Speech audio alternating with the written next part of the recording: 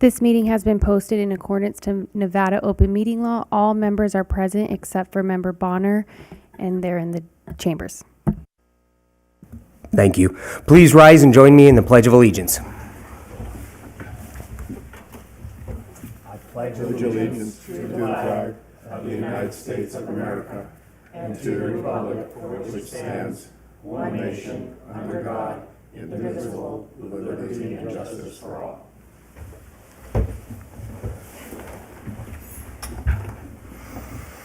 Thank you. We'll open up the first initial public comment period. Any submissions for the initial public comment? Yes. This is from Hess. As a property owner on Walnut Drive, I support the proposed fire station training facility southwest of 1101 Elm Street. Thank you. Anyone wishing to speak during this initial public comment period? All those joining us streaming may call in to 702-589-9629.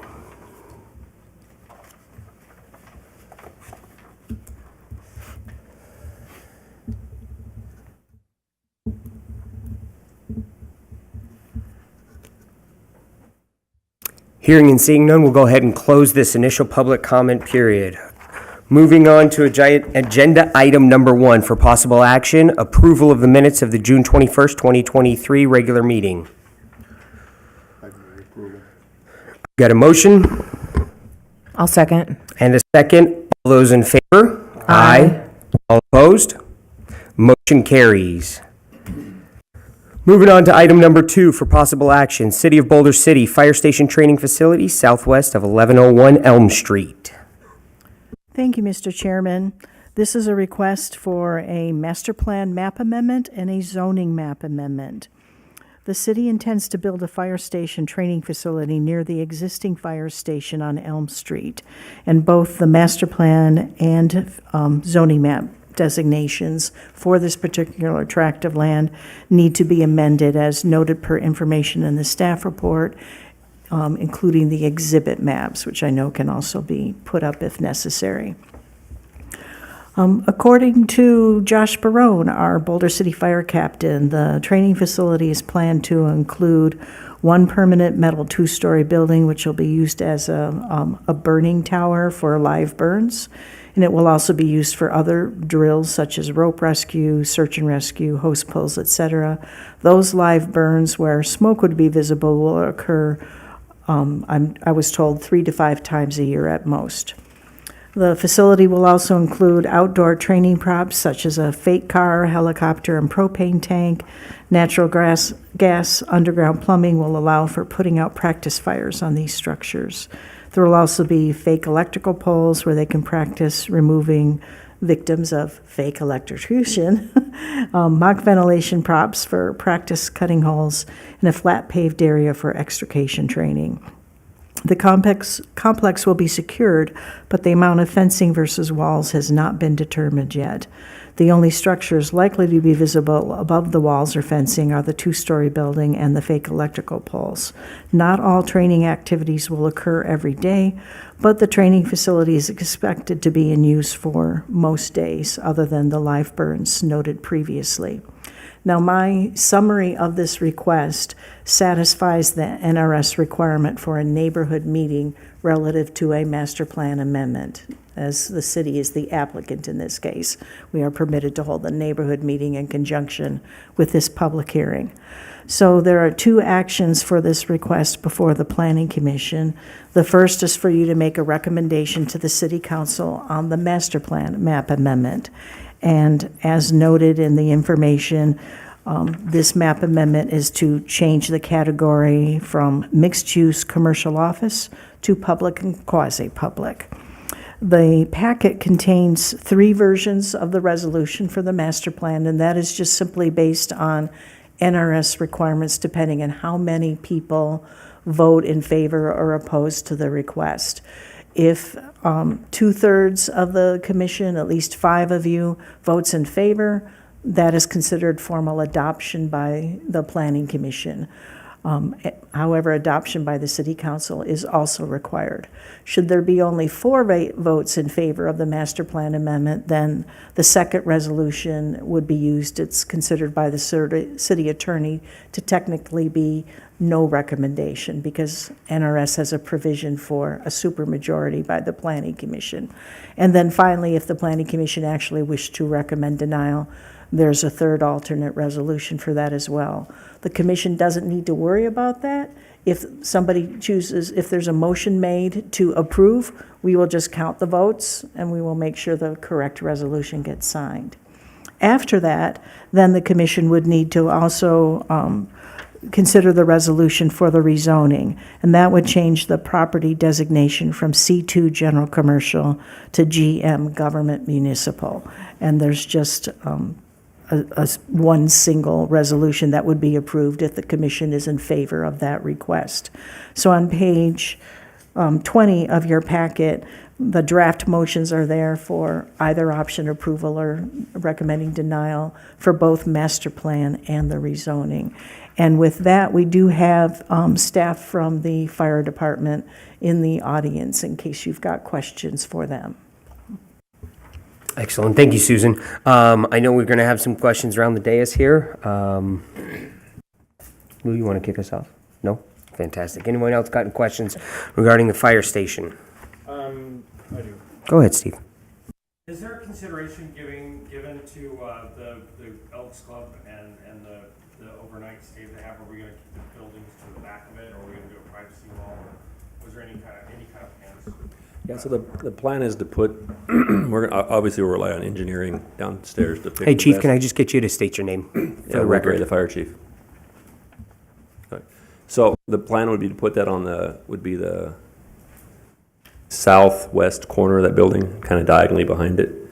And so that is to try to keep it away from any of the Elks Club, but there's also a plan in the future to put a fire training classroom, would be between the training tower and the Elks Lodge anyway, so that would fit in there as well in a parking lot. So it would be, like I said, it would be in the back southwest corner. So when we look at that proposed zoning, it would be on the upper half of it. It wouldn't be down by that church, but it would be, like I said, off to the back corner of the fire station. Where do you guys get your current training for that? The fire tower in specific, do you have anything localized here? Do you go over the hill for the stuff like that? North Las Vegas is North Las that's the Vegas. nearest one. So Henderson's in the process of purchasing a new one. They're not allowed to burn in theirs. It's an older tower, so we have to go to North Las Vegas to burn. So that's part of the reason we're putting it in. I mean, we're spending tens of thousands of dollars a year on overtime to go one time a year when the firefighters should be doing it much more frequently. We just financially can't afford it. A lot of cities like Las Vegas and Henderson have multiple stations. They can take a station out of service and send them to training on duty. We have one, and we only have 7 people. You typically need 12 or 14 people to do these evolutions, and so we have to leave the 7 in service. So the training is always done off duty on overtime. So we just don't have the people to do it, and that's really why we're trying to get it as close to the station as possible so they can do it on duty in service. They can leave the trucks right there at the station. If a call happens, they can jump in the trucks and go to the call. And so And now, is that something that we're going to be able to draw folks from Henderson? Are they going to want to come and train on ours here? Henderson's fire chief, even though they're building one, has said he'd be interested in coming because anytime we have a fire, Henderson comes to Boulder City because we don't have enough firefighters to do a structure fire. So they've already mentioned they would like to come in and do some training with us when we're doing it. So we'd have additional people, so yes. Okay. Mr. Chair. Thank you, Fire Chief Gray. I, of course, am in favor of the facility in general. However, I do have concerns with the burn tower. Is there some reason you wouldn't consider putting that portion of it out where the police train with Henderson at that training facility? Because I looked at all of the other fire department training facility locations. I've been to one of them, and they're all in very commercial zones where you do have commercial on one side. There are residents very across the street, across both streets, and potentially in the future on the vacant lot, that's all residential as well. So I mean, if you could just explain then now I even have more concerns with you saying that Henderson's interested in coming up here. would that 3 to 5 times a year on the burn include Henderson's training as well? Or is it 3 to 5 hours and then additional times for Henderson? No, so that's a lot of questions. So Well, I'll try to answer them, but if I miss some, you'll have to remind me. So the 3 to 5, I'm not sure where that came from. It would be a little more frequently, but as we discussed, it's a Class A burn tower. It's not a fueled burn tower. So the only thing that's burned is a pallet or two in a fire. It's a small burn room in 2 places. I like a 12 by 12 enclosed room in 2 places in that tower. The whole tower doesn't light on fire. oh, so it's enclosed Yes. in a building? Yeah, it's structure fire training, and so we're Inside? inside. Oh. So it's not open fire outside. It's in an Okay. enclosed building, and like I said, we're burning a couple of pallets.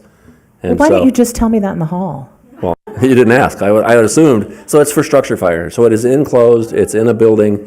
The amount of smoke that comes from 2 pallets burning is similar to what you see on a barbecue grill. I mean, it's really not. You're not going to get smoke to Storybook. You're not going to get smoke up at the Elks Lodge. We don't burn like that. If it's a high wind day, we don't burn. The National Fire Protection Association has very strict rules on when you burn and how you burn and who has to be there. So it's really regulated. It's not going to be plumes of dark smoke because we don't do that.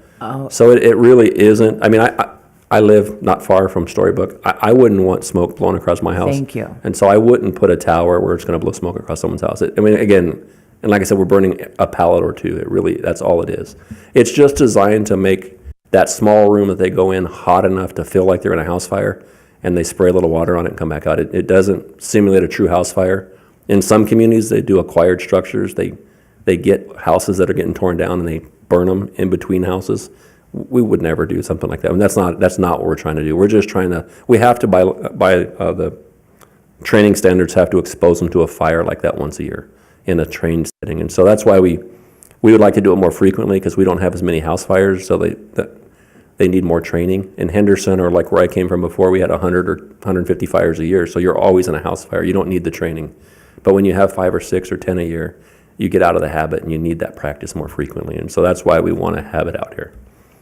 Thank you for that very thorough answer. So number 1. Yes, to number 1. The training facility out in the valley, we never use it. It's too far for us. It's the same thing. We'd all have to be on overtime. And so because it's out there, I mean, we don't use it for EVOC. We don't use it for, we do our training on the airport property, the old airport property. We set cones up and drive out there. It's just too far away. It's not, I know they say it's a public safety training facility. It's a police training facility. I don't know, in my 4 years, I don't think we've ever trained out there. It's just too far away. So, I mean, if we were to put our burn tower, it would probably be cheaper just to keep using Las Vegas and pay the overtime, because we're still going to pay the overtime. We're just going to cut 25 minutes off the drive. So, And then just for clarification, because that was a very extensive answer that I appreciate. Although you say you would never do that, by us changing, and then maybe this is more for staff or the city planner, by us changing the master plan amendment and the zoning, could somebody else come in and put up a tower where you could burn it out in the open? Or did you just say that the standards don't allow that? so you can only have 2 kinds of burn facilities. You can have Class A, which is wood and paper, or you can have Class B, which is fuel. And so we would have to plumb in fuel and put all that stuff in place, propane, and you'd have to plumb that all in place to do that. We'd have no intention to do that. So, I mean, you'd have to essentially tear out all the concrete and, I mean, redo the whole system. So the building's not built for a Class B, so you'd have to not use the one that's there. And this should last 20 or 25 years. So this is not something that they could just quickly retrofit to be propane. And they can't burn tires and oil, and that's illegal in every training tower in the country. That's illegal, so. Thank you. Ernie?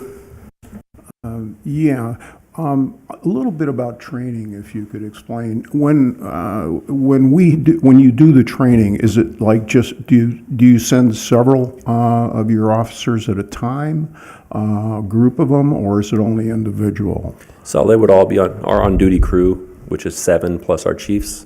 If we have Henderson come, they would join us. That's what they'd be coming to join us, not to use our facility themselves. Because like I said, they're building one as well, but it would be more for the training together because we fight fires together. So we send them in 2-person teams. We have 2 people inside the fire, we have an instructor in the fire, and we have 2 people outside the fire that can actually rescue the So, troops. so like the instructor is one of your people, or is Yes, that sir. from outside? No, it's one of our firefighters. So I thought I heard you say you'd use it most days, but it still sounds like if you're taking that many people, you have to just still go to the weekend, correct? No. So we would use it most days. They do hose lays, they do ladder training, they do rope rescue training. It'll do all those things in addition to being a burn tower. So same thing we've talked with PD, they can do active shooter training in the building. And so, though it won't just be a burn building, that's just one of the features. It actually, any kind of training we do hands-on, that building is equipped to do for us. We can force the doors, there's special spring doors, we can, climb on it, search it. There's a lot of things we can do involved in that don't involve the burn. The burn thing is less frequent. The 3 to 5, I'm not sure I'd agree with that. It's going to be more frequently, but it's not hundreds of days. You know what I'm saying? It really might be a dozen days a year.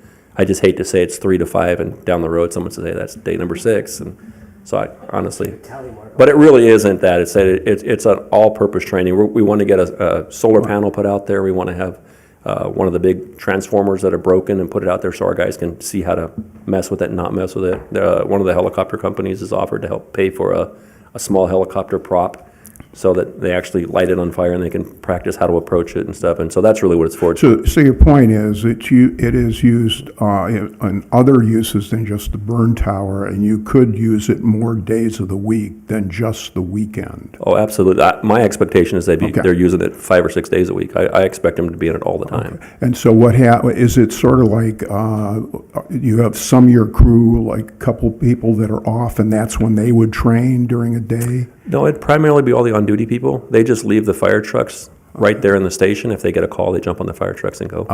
So they're not, if they're going to be in the fire committed, we would have reserve firefighters that we bring in, and they would stand by to take the ambulance call. Okay, so this is a little bit how you're reducing your overtime that you're now spending. Tremendously, yeah. Our training overtime should go almost, It's not just travel overtime. no, the travel is part of it. I mean, you go to North Las Vegas, we train for 6 hours and drive back, and do that for 40 people. I mean, the dollars add up super fast. Basically, it's on-duty training that you're making. Absolutely. Okay, Yeah, absolutely. thank you. That's the answer. Couple of last questions for you, Chief. We've talked the expansion for a station down towards the lake. This is going to obviously help support all of that. It's not like in 5 years we're going to look to expand this footprint here. This is going to serve everyone. And then furthermore, we talked about doing some joint training and even allowing our local police department to utilize it for some active shooter and the helicopter company. Is this training facility going to be enough? Are we looking at it through too simplistic of a lens? Have we looked that we could even monetize a training facility like this to allow some that are over the hill congested to come and utilize our facility and now make some money off of it? I guess my caution would be is we can put fires out in Boulder City because Henderson for free sends us 16 firefighters every time we get a fire. So I personally wouldn't want to charge them for anything because they've helped us so much over the years. You know, we are the little brother in the relationship, and so the big brother comes and helps all the time. So it could I would open never up support charging the big brother when we finally have something they need. In fact, I would be happy to have them come train with us for free. And so even if you did, I mean, you don't make a lot of money renting out your tower. When we go up to North Las Vegas, we have to pay for propane, and I think we have to pay to have their instructor there because that's one of their rules. Other than that, that's all we pay for. So, I mean, you're talking, you know, a few $100s maybe in propane for the whole evolution and the Got it. instructor fee. So it really wouldn't be worth it. And like I said, I wouldn't support it personally. I just think it would be a good partner to let them come out whenever they want. Okay, perfect. Go ahead. Go ahead, Tony. Is there any concerns that the fuel station is right next to your burn facility? Actually, when they originally were looking at where to place it, they had talked about having it closer, and so we did pull it away. But there'll actually be eventually a large metal storage building between that building and us, so no, I don't think. And like I said, we're burning 2 pallets. If we were burning something that put off a lot of heat, it would be an issue, but inside that building, it'll get 1,000 degrees. Outside the building, you can stand 6 feet off that building, you won't feel the heat at all. So it's insulated with special insulation tiles and bricks in the floor, and so it's just made to make it hot in that box. So you had mentioned also the helicopter prop that you're gonna get, that you're gonna set that on fire? How do you set that on fire? That actually has a small, there'll be a small propane tank that feeds that one. And so it is, that way they can turn it on and off. And it, again, it's just to simulate it. It really doesn't give you the real effect of an aircraft on fire, because that's, from our former Air Force firefighter back here, it's much, much hotter. I mean, we can't simulate that. So. Any further questions for the applicant? Just one more. I know it was approved in the capital improvement plan, but what's the time frame before this is complete? In a perfect world, 7 to 10 months is what it takes for the tower once we buy it. But the reality is getting local contractors to bid on it, and I would be willing to bet a year, probably. I mean, again, the tower, the company, they'll come, they erect it and everything. We have to put in pylons to sit it on, and they're done. It's the flat work and the fence, and it seems like that would go fast in a normal world, but it really doesn't. So honestly, I think we'd be optimistic to say a year, until we're actually using it. Excellent. Thank you. Looking forward to it. I will entertain a motion. Oh, we've got a public hearing. We'll go ahead and open up the public hearing portion for this agenda item. Anyone wishing to be heard?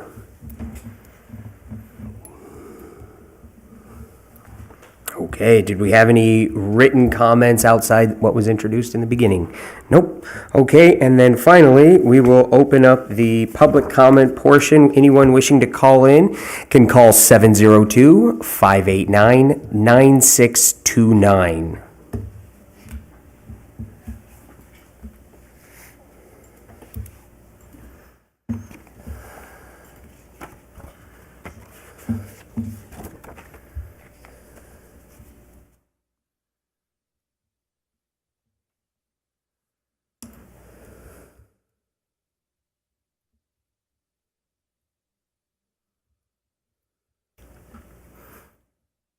Hearing and seeing none, we'll go ahead and close this portion, the public hearing. Now we can go ahead and entertain a motion. I move to approve resolution number 1237, which includes findings for a recommendation in favor of MPA 23-049. I second it. I've got a motion and a second. All those in favor? Aye. Aye. All those opposed? Motion carries. Entertain a second motion for the zoning map.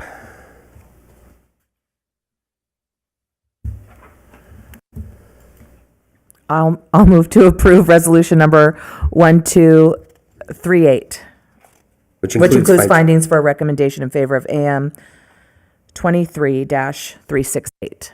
And I will second. I've got a motion and a second. All those in favor? Aye. All those opposed? Motion carries. Moving on to agenda item number 3 for possible action. City of Boulder City, Black Hills North Area, El Dorado Valley Transfer Area.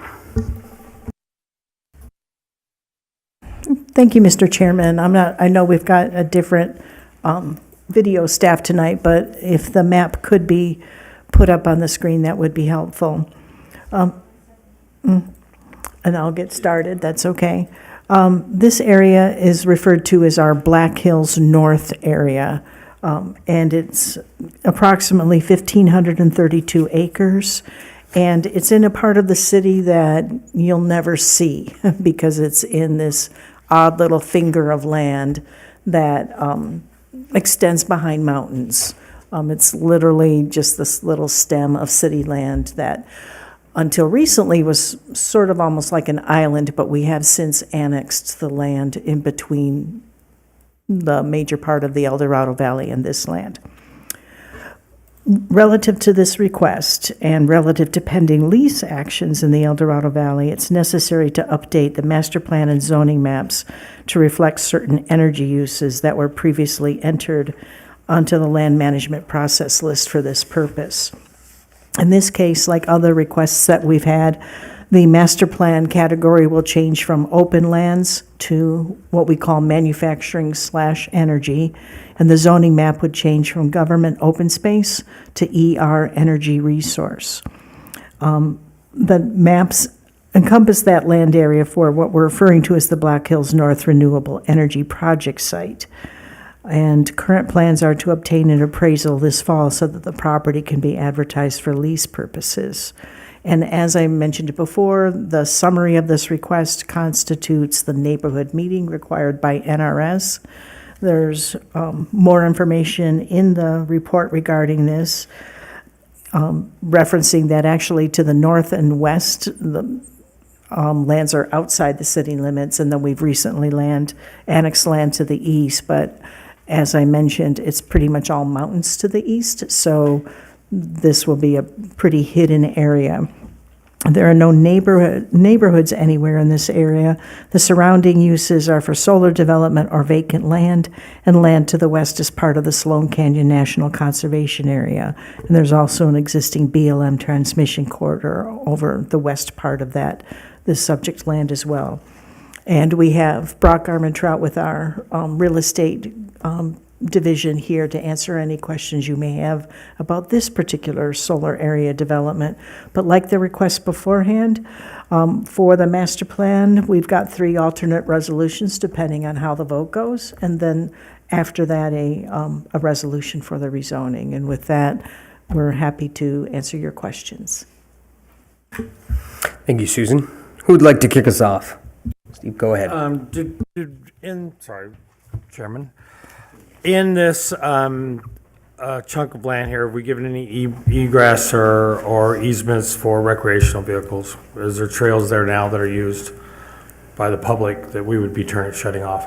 Well, first, I'm Brock Armentrout, the city's contracts real estate manager. To answer your question, there is one major road that goes north-south. It's the Southwest Gas Pipeline Maintenance Road. It's about a 30-foot wide dirt road across an 80-foot wide gas line easement that goes across the east side. I keep thinking the right side. It's the east side of the property. In fact, if you put the map back up, Lisa, the map. Yes, so it's on the right-hand side of the corridor is the natural gas pipeline road. It's the only road that goes through this area. The balance of the site is just traversed by dry washes that are occasionally not dry.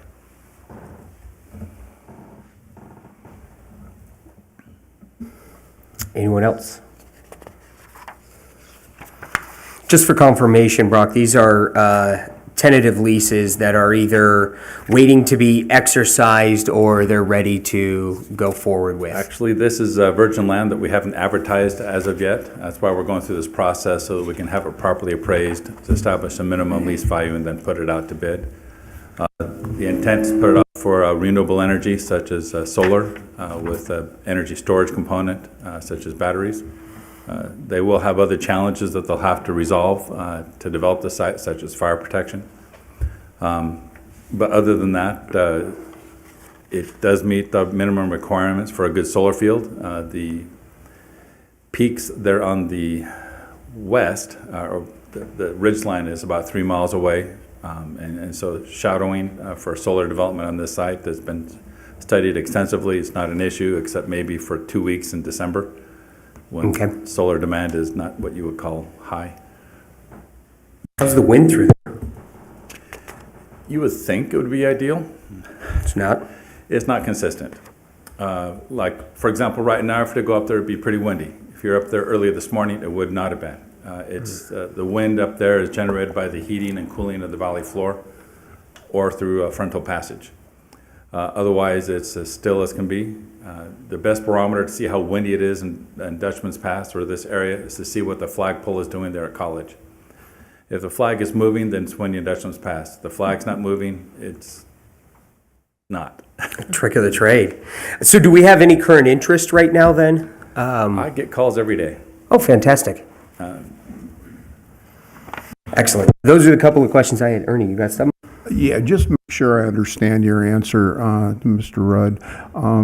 There are still other roads that can get from here through the McCullough Pass over to Jean and all that. This property won't interfere with that, correct? Well, it wouldn't interfere with the existing road that's there now, the Southwest Gas Pipeline Maintenance That's Road. only one road. That's the only one that goes through this area. So all the others that may exist elsewhere through the Sloan Canyon NCA and the Black Mountain area, those aren't impacted by this site. Okay, fair enough, thanks. I have one other question. When you guys are going to develop this, is there any kind of impact studies done to wildlife, to tortoises, or anything like that concern? They are required to pay a desert tortoise mitigation fee as part of the city's Section 10 take permit that we have with the U.S. Fish and Wildlife. But as it's not federal land, the city itself doesn't do those types of studies. Depending on how they interconnect to the grid and the route that they take with their Gentile line, they may be required by the Bureau of Land Management to do, at a minimum, NEPA review, the National Environmental Policy Act, a review of the site, which does include many of the components that, well, I know we put it, it's a baby, my mind just gone blank. Don't get old. It's like lazy Susan, I'll come back around. Yeah. It's not a full, it's not a full-fledged environmental impact statement or EIS. It's a smaller version, but they still do look at all those exact same issues. But again, it all depends on how they choose to interconnect. If they have to go through BLM land or BLM controlled corridors, then that triggers a NEPA review. To date, the only project that hasn't had to do a NEPA review is the Silver Peak Solar Site. As the interconnect, it didn't go through BLM controlled lands. All of our other solar energy projects had to do a NEPA review as part of their overall approval, and it went through the federal review process. Thank you. Sounds exciting. Anything else? No? Alrighty. Then we must conduct our public hearing on this matter. We'll go ahead and open up the public hearing. Anyone wishing to be heard?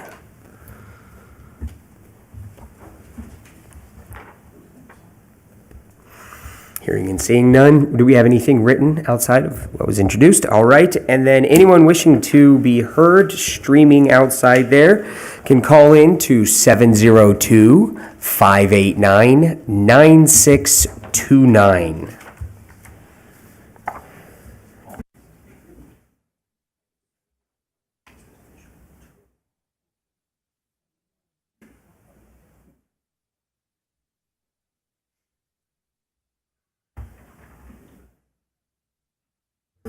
Hearing none, we'll go ahead and close this public hearing. Bring it around and I'll entertain a motion.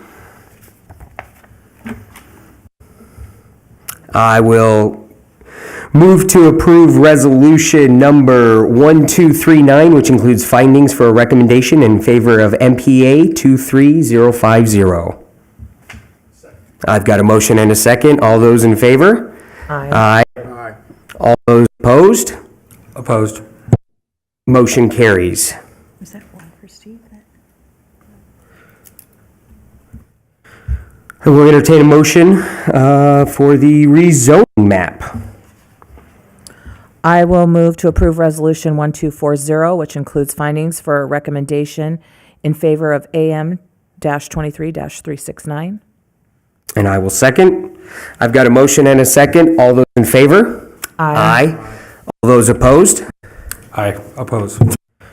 Motion carries.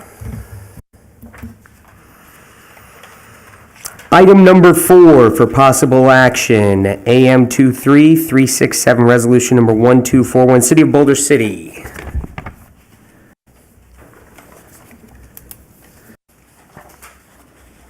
Thank you, Mr. Chairman.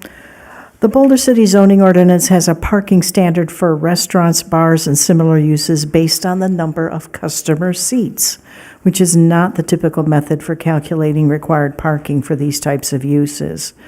Numerous variances have been granted over time from this standard, especially in recent years. The proposed amendment changes the standard to one based on the gross square foot area of the building, which is a typical standard for calculating parking needs. The proposed amendment will change our standard to one space required for each 150 square feet of gross floor area, which will still be double the amount of parking required for a standard office or retail use.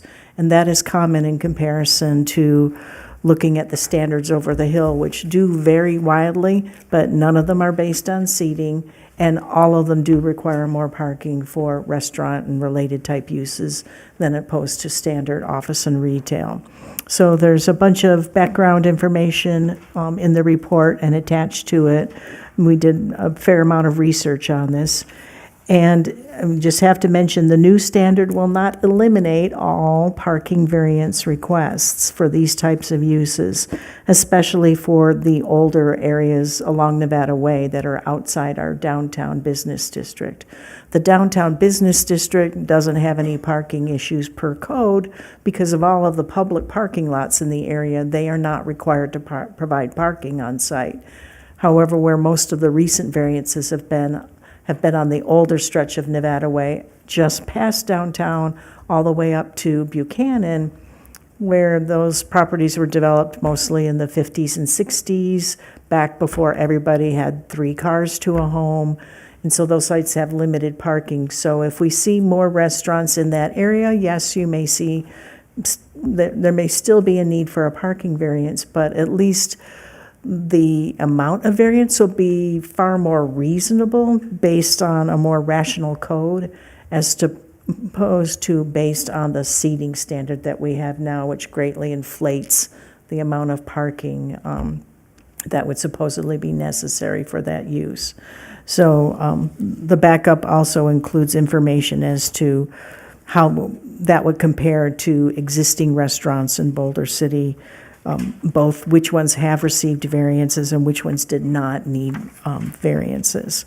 So with that, this would be a recommendation to the City Council on a text amendment to the zoning ordinance, and staff is happy to answer any of your questions. Thank you, Susan. Do we have any questions of staff? Ernie, go ahead. Susan, just to make sure I sort of understand the what you've presented here, in that last page, there's a kind of talks about the restaurants that we already have in place, like Toto's, for example, and what and how the new code would, what the number of spaces would be under the new code requirement if we go to 150 square foot versus the current. And most of the others, whether it be Chicken Shack, Pizza Hut, McDonald's, all seem to follow the same, what looks like about half. Under the new code, we would be requiring or only allowing half the number of spaces than what is currently in place for them. Am I interpreting that table correctly? It's very, very rough. Certainly, the new code amendment will require a lot less than based on seating, but the square foot of a building is typically fixed, whereas the amount of seating within it, depending on, from one tenant to another, could vary widely. So that's why I can't give you a definitive, it's comparing apples to oranges in terms of seating versus building square footage. But yes, the new code will definitely require less.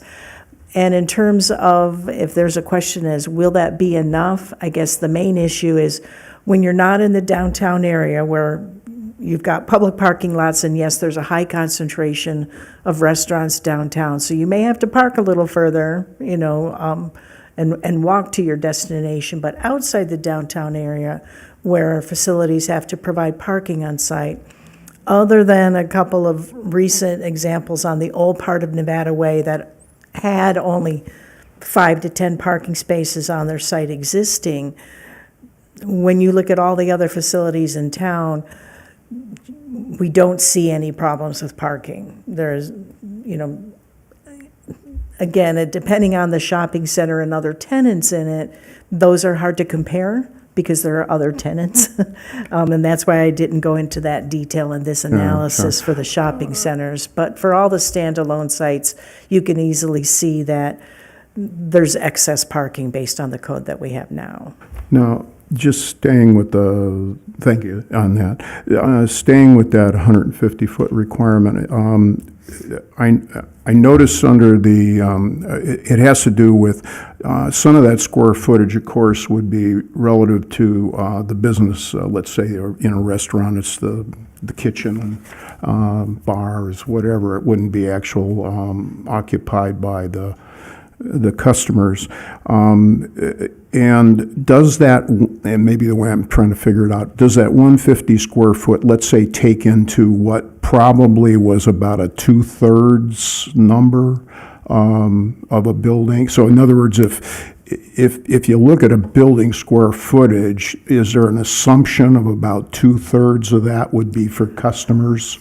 That is a guess that I have used in the past when I've needed to make an estimate where I didn't have a floor plan available so I could calculate the dining area. But maybe a more pertinent way to look at this, because there are other codes where they simply base parking on the square foot area, let's say, of the dining area. And sometimes it's just indoors, or it might include outdoors.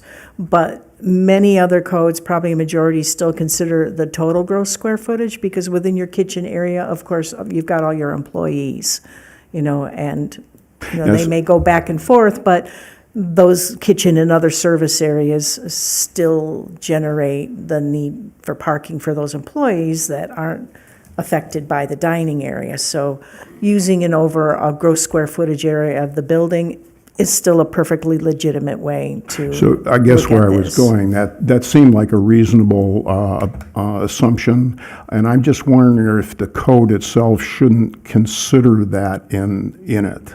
By stating, and maybe it's limited to mostly restaurants, there could be a couple of other uses where it's typical, or you would typically, or as a guide, you would assume that 2/3 of the establishment is customer-based. Obviously, there's employees in the other part.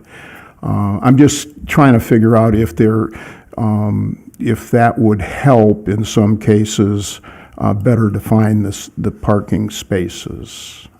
We did look at the other codes, and most of them do not make that distinction. Yeah, I noticed So, that. basically, there's no magic bullet formula where we could ever come up with a code where there would never be a variance again. All we're doing is the most logical change, similar to many other codes that will at least serve us better than what we have now. When you were looking at some of the other cities and their codes, have they had those or that approach in place for a number of years, or have a lot of those just been recently adopted? It varies. I mean, and I've looked at this over the years as well, and the other entities over the hill, I'd say they tend to amend their code more often than we do because they've got more staff. And I know Henderson had recently changed theirs to go just to the standard that we're proposing, 1 per 150 square feet of gross square foot area. And in my opinion, Henderson has a really good zoning code from the chapters that I have reviewed and read over the years. In other areas, they tend to go into lots of detail. And so their using this standard gives me comfort that since they'd actually recently changed that from a parking standard that did look at dining area, they changed that to one for the gross square foot of the building instead, tells me that they saw a valid reason for doing that. Okay, thank you very much. Anyone else?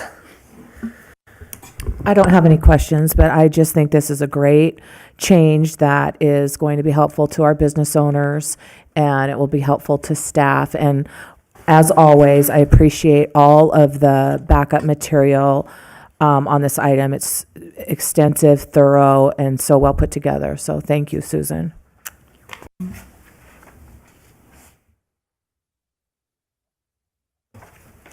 Fantastic. Then I will make a move to approve resolution number 1241, which includes findings for a recommendation in favor of AM 23367.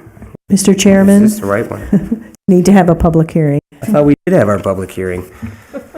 I checked with Chief and he didn't want to talk. We'll go ahead and conduct our public hearing for this item. Anyone wishing to be heard? Is there anything written in specifically here? Anyone out there streaming wishing to call in can call in to 702-589-9629.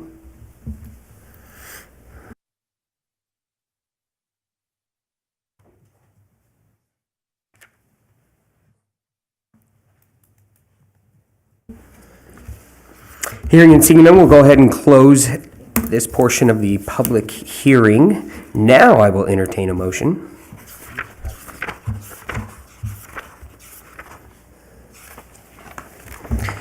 I move to approve resolution number 1241, which includes findings for a recommendation in favor of AM 23367. I'll second. I've got a motion and a second. All those in favor? Aye. Aye. All those opposed? Motion carries. All right, moving on for possible action. Number 5, monthly progress report. No comment. Moving on to the final public comment period. Anyone wishing to be heard during the final public comment period? Nobody wrote in. Anyone wishing to call in during this final public comment period can call in to 702-589-9629.